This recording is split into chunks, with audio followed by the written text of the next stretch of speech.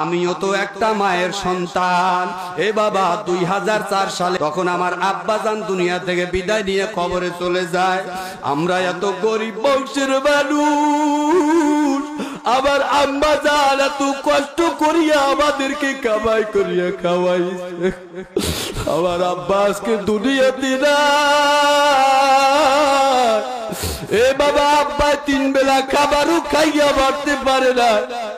এমনও ঘটনা আছে আব্বা ক্ষুধার যন্ত্রণা সহ্য করতে না পারিয়া একটা ঘরের ভিতরে যাইয়া খাবার খাইছে। এই জন্য আমার বাবা জানবে ধাক্কা দিয়া পালাইয়া দিছে।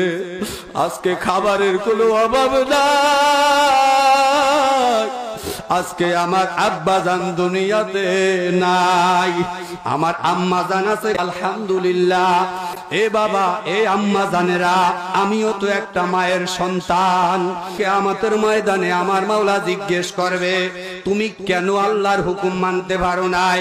তখন ওই মহিলা ডাক দিয়া বলবে, মাওলা আমার স্বামী তেমন একটা ভালো ছিল না। আমার মাওলা ডাক দিয়া বলবে, কই আমার আসিয়া কই? আসিয়ারে কিয়ামতের ময়দানে হাজির করিয়া দেবে।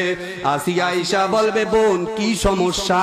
বলে আমার স্বামী তেমন একটা ভালো ছিল না, এই কারণে আমি পর্দা করতে পারি নাই, নামাজ পড়তে পারি নাই, রোজা রাখতে পারি নাই। এবার আসিয়া ডাক দিয়া বলবে, তো আমার বোন, আমার স্বামী ছিল দুনিয়ার সবচেয়ে বড় জালেম। আমার স্বামী এত বড় নাফরমান ছিল, নিজের নিজে খোদা দাবি করছে, অথচ সেই ঘরে আমি জীবন কাটাইছি, সেই ঘরে আমি বউ হইয়া ঢুকছি, আল্লাহ হইয়া বের হইছি।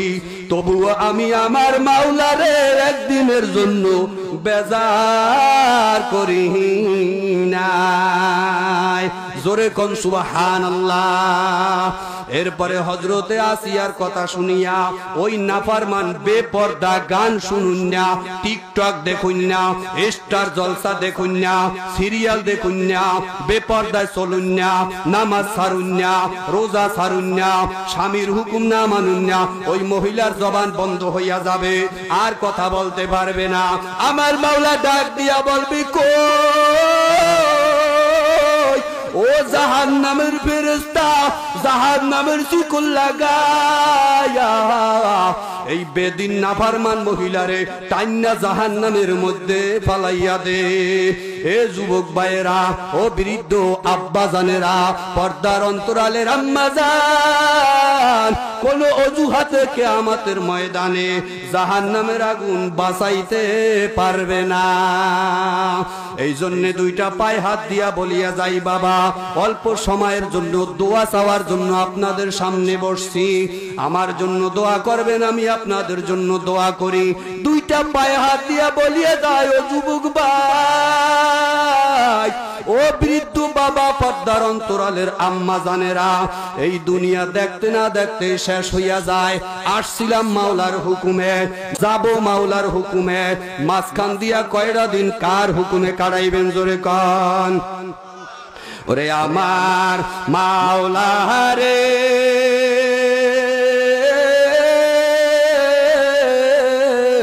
ওরে আমার মাবুদ রে, কোথায় গেলে পাইব তোমার ঠিকানা?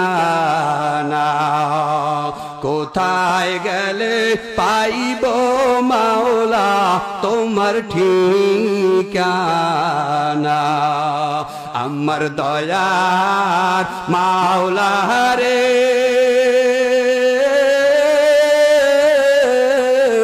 আমার মায়ার মাবুদ রে, কেমনে একা দিব পারি অকুল দরিয়ার মাঝে রে? কবরে হাজার হাজার বছর,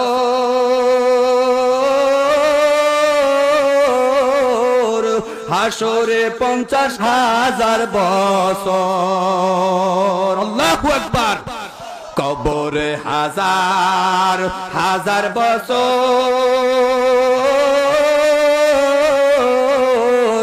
হাসরে 50,000 বছর, 30,000 বছরের পুল কেমনে পার হব রে। 3.5 হাত নৌকা নিয়া যাইতে হবে পারি দিয়া, মাঝি মাল্লা কেউ রবে না সঙ্গে রে, মাঝি মাল্লা কেউ রবে না সঙ্গে রে। আসসালামু আলাইকুম ওয়া রাহমাতুল্লাহি ওয়া বারাকাতুহু।